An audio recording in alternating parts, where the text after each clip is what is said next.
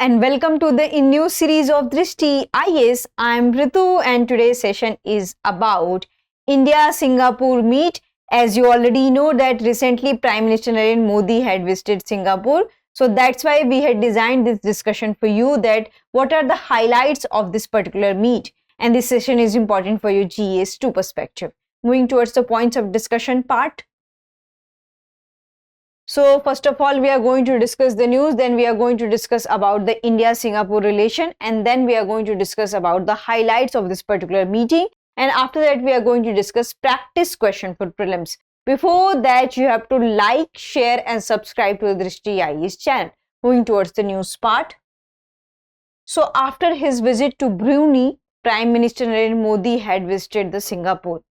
And this meeting is very much important because there were some economic agreements which had happened between this meeting. So that's why this meeting deserves a discussion. So this is the news which we are going to cover up in today's session. So coming to the India-Singapore relation. So if we'll discuss about the recent developments, we had a long history, but here we are going to discuss about the recent developments of India-Singapore. So what we have seen that these both countries had found out the new areas of cooperation, and they had decided that there will be the cooperation in the digitization, sustainability, health, advanced manufacturing and connectivity. And recently there was a roundtable conference in which 4 ministers from India had participated. Then we'll discuss about the economic and trade relation. So Singapore remains India's largest trade partner in ASEAN and 6th largest globally. And the top source for foreign direct investment in India last year was Singapore, and it is around $11.77 billion. So this is about the economic and trade relation between these two countries. Then we have another one which is that this year marks the 60th anniversary of India-Singapore relation and 10th anniversary of the strategic partnership between India and Singapore. So this is also, that's why it's very important that we have a long history and also broader regional impact. So Singapore is a key partner in India's Act East policy, and it will provide benefit to cooperate into the areas of defense, trade, energy and other sectors. So that's why these relationship and these meetings are important, that it will not just indicate the meeting of two heads of a country, it is also a meeting which will decide the economic areas of the country and defense areas of the country. So now we'll have a discussion on what are the highlights of this particular meeting. So as you already know that India and Singapore has broadened their horizon to cooperate in terms of defense, in terms of sustainability. So here we can see that there was a one important event which had happened, that India and Singapore has decided that they both will cooperate each other in the semiconductor ecosystem, and Singapore has a very good semiconductor ecosystem and India is also trying to build its semiconductor ecosystem, and they had signed 4 MOUs related to the economic cooperation and different kind of cooperation between these two countries. So Singaporean counterpart of Narendra Modi, Lawrence Wong, has decided that there should be the development of the semiconductor ecosystem partnership. So we'll come to the India's push for chips. So given the critical importance of semiconductor chips in virtually, we can see that chips are everywhere used, from cars to automobiles to mobile phones to space. So various sectors, chips are very much important, and Singapore is the biggest player into this kind of the thing. So here we are going to discuss that what would be the India's journey and what was the India's journey till now. So India was very late entrant into such kind of the ecosystem. So what had happened, that when India got this realization that India needs to develop its own semiconductor ecosystem, during pandemic we can see that there was also a problem in supply chains from other countries, and also we can see that we had worsened our relationship between India and China was the biggest supplier for all these kind of the things. So India never thought that we need to have such kind of ecosystem. But after this thing, India had decided that India should have its own semiconductor ecosystem, and India had decided that there should be India Semiconductor Mission, and it was launched into 2021, which is nearly pandemic and second wave of pandemic or third wave of pandemic. and with the investment of 76,000 crore chip incentive schemes. And in February, the cabinet approved semiconductor related projects adding up to the investment of about 1.26 lakh crore. So what here we can see that before pandemic till 2020, we do not have a better semiconductor ecosystem, but right now we have a very good semiconductor ecosystem, and government is providing money and expenditure to such kind of things, and they had provided rupees 1.26 lakh crore to such kind of the developments. So we can see here that Singapore's chip story. So we had already discussed that India is late entrant in the semiconductor story, but what about the Singapore chip story? So Singapore, when India entered into this domain around 2021, Singapore had entered this domain around 1973, which is way earlier than India. And at that time they had this land, labor and capital, and they had developed their market for this.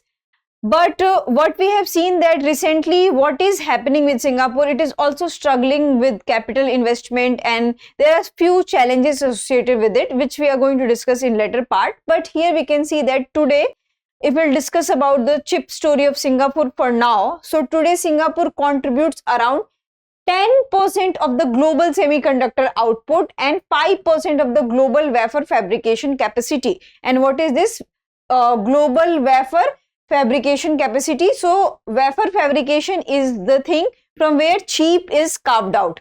So this is also the thing, and 20% of the semiconductor equipment production.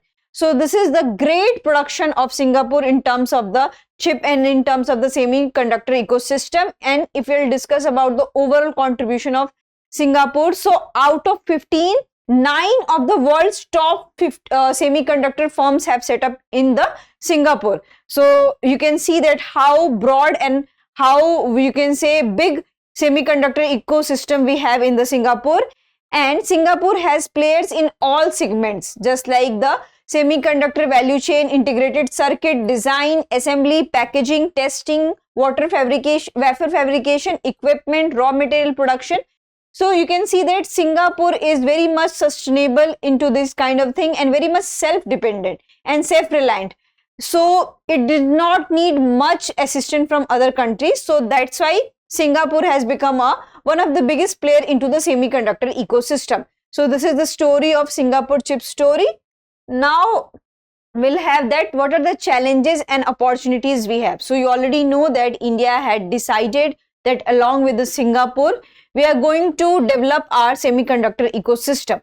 However, there are few challenges associated with it along with the Singapore also. So the Singapore semiconductor industry is limited to mature node chips, and where these kind of things are used. So these are mostly used in cars and industrial equipments. So that's why this is also one of the drawback of this thing. And also it is not equipped to make high-end logic chips like the ones used in AI sector. So here we can see that its limitation in mature node chips which are used in appliances, cars and industrial equipments, and also it has a limited capacity to produce in the AI sector. And also Singapore was not willing to appear on the following of the path of other countries who are offering incentives to attract semiconductor investment. So Singapore is not showing its interest towards this thing also, and at several countries including India work on building domestic semiconductor sector. So there are high chances that the market of the semiconductor ecosystem and semiconductor industry of Singapore will be lower down. So these are the challenges we have, but we can also see that there are more opportunities because Singapore have a better semiconductor ecosystem, and Singapore can help us in terms of the R&D, in terms of the knowledge, in terms of the providing, because India is a country which has a abundant amount of land, labor. So we need capital, and for that we are attracting FDI from other countries. So in this thing, Singapore can help us in the empowering our knowledge into establishing our own semiconductor ecosystem. So this is about the challenges we have and what are the opportunities we have in terms of the semiconductor ecosystem.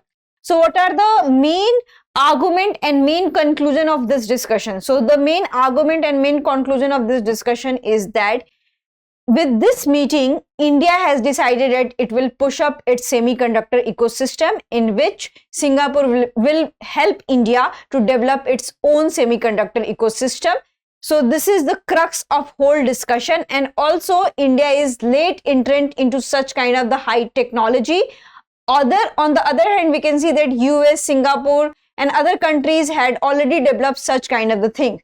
So we are hoping and proving that India will become a biggest player into such kind of the thing. So this is the question. The India Semiconductor Mission was launched in 2019, 20, 21, 22. So you have to answer this into the comment section. I hope you like this session. If you have any queries related to this session, kindly ask in the comment section. Thank you and have a nice day. For more informative content, like, share and subscribe, and do not forget to press the bell icon to get the notifications.